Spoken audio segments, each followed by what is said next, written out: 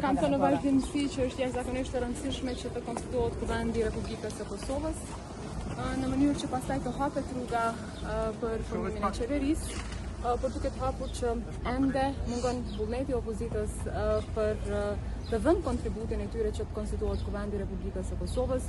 Jemi në një situatë ku ata nuk më marrin pjesë në votim edhe përkundër faktit që aktgjykimi i gjykatës kushtetuese tekson që deputetët në seancën konstituive duhet të jenë të gjithë pranishëm dhe duhet të votojnë për, kundër ose abstenim. Propozimin e LDK-s vetëm sa ta ndërpres ose ta përfundoj fjalën time.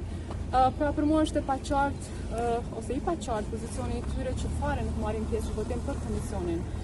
Në mënyrë që të vazhdojmë me votimin e fshehtë, është e papranueshme që të injorohet vullneti i qytetarëve të Republikës së Kosovës. Ne nuk është që kemi pasur zgjedhje para 2-3 viteve. Ne zgjedhjet i kemi pasur në Republikën e Kosovës para 3 muajve. Prandaj ka një tendencë të hapur që ky vullnet i popullit të injorohet. Ju e dini që lëvizja vetëvendosje sot është subjekti më i madh në vend, me mbështetjen më të madhe qytetare, dhe kryeministri Kurti është po ashtu kandidati me më së shumti mbështetje nga qytetarët e Republikës së Kosovës. Prandaj kushdo që tenton me injoru këtë vullnet ka gabim dhe kjo fare nuk mendoj që mirë kuptohet nga qytetarët e Republikës së Kosovës.